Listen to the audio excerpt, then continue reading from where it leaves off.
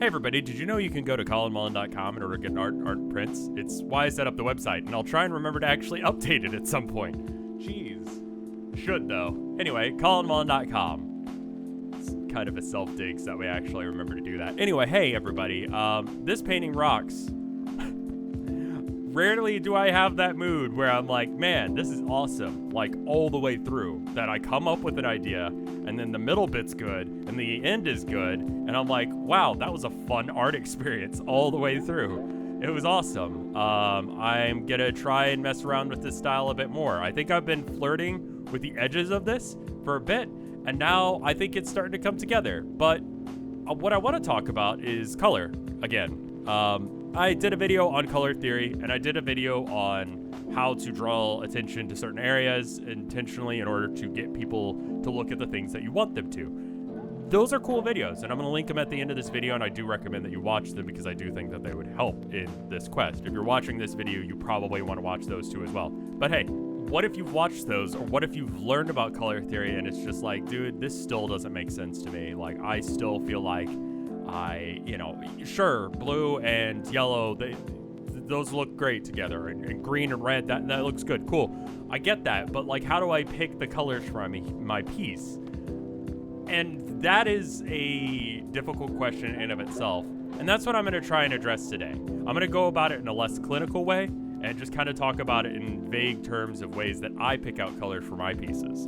So you'll notice that there's certain colors that constantly reoccur in my pieces when they're not going for a more realistic style, and those are, the red, the blue, the yellow, black, and white. Those are colors that constantly repeat in my work, and that's because I have certain associations with those colors. I have certain spiritual beliefs about those colors and about how they influence me as a viewer and how I feel like that they should interact on canvas, and that works for me because I know what those colors mean to me.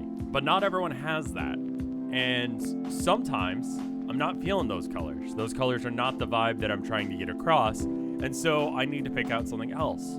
And so here are a couple ideas of ways that I pick out other colors. And if you have something like that in your life, where you have these associations with colors that mean things to you, that invoke a certain mood to you, do that if that's the mood you're going for. Easy enough. But let's say it's not.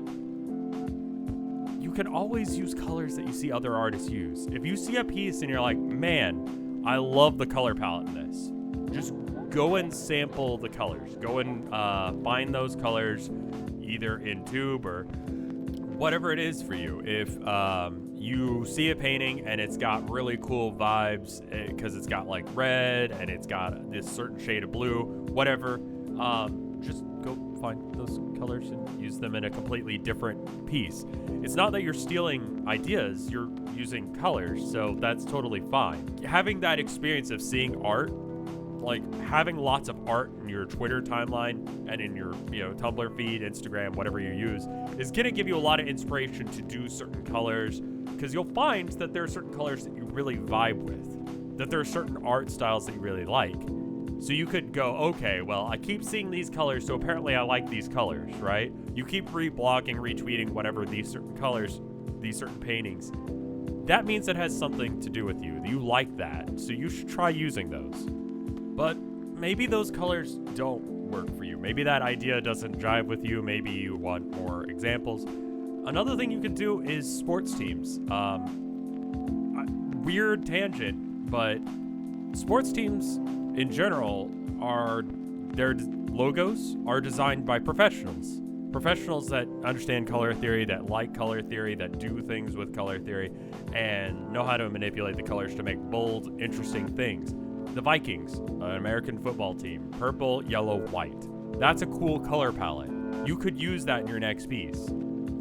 The Dallas Cowboys, white and blue. That's a little bit more boring, but hey, there are sports teams that you could use their color palettes. Maybe you could randomly pick two and just use those color palettes together. Will it necessarily make a great piece? Maybe not, but maybe you decide, okay, well, maybe not that yellow, maybe I tone it down a bit, or maybe I bring it up a bit, whatever. It's all about just getting the ball rolling, I think, with color in these pieces. Because I think the people who are watching this video, the people who are having this issue, are just, you've got too many decisions.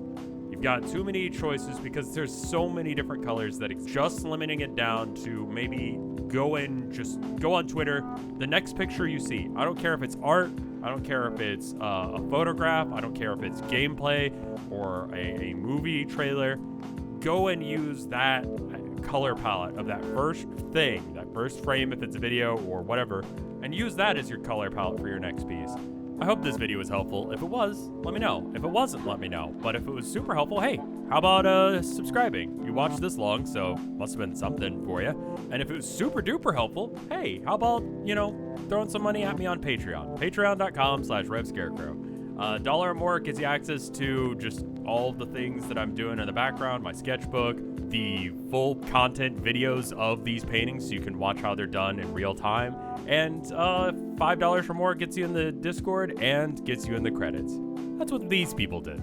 Starting with Wapfu. Thank you, Wapfu. Thank you, Top Houndor. Thank you, Targo. Thank you, Spencer Kane. Thank you, Orthogonal Caster. Thank you, Mortibus. Thank you, Micah. Thank you, Maliciousness. Thank you, Lost Nevada. Thank you, Kayla Hollinger. Thank you, Katana Squirrel. Thank you, Josh. Thank you, James at Games. Thank you, Gala. Thank you, Duxu. Thank you, Dragon. Thank you, Demetrius Gesgales. Thank you, Chiptune Glitch. Thank you, Bubba Fair. Thank you, Bep. Thank you, Andy. Thank you, Amber. Thank you, Ants! Anyway, I hope this video was helpful. I'll see you guys in the next one.